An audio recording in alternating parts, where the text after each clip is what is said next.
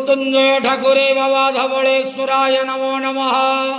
दीपं यदि परं ब्रह्म दीपं यदि जनार्दनः दीपाहरत मे पापो पूजा दीप नमस्तुते।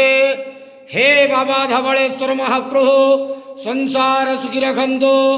आज शुभ रविवार रे समस्त श्रद्धालु भक्त मानक आशीर्वाद करंतु। समस्त श्रद्धालु भक्त मानकर मनस्कामना पूर्ण करंतु। कर्म क्षेत्र उन्नति करंतु। ग्रहरिष्ट मान खंडन करंतु। जगतर मंगल करंतु। विश्वर कल्याण करंतु। आपणकर नाम विख्यात करंतु। सेवकर डाक श्रवण करंतु। समस्त गुआवसा भक्त मानकर मनस्कामना पूर्ण करंतु।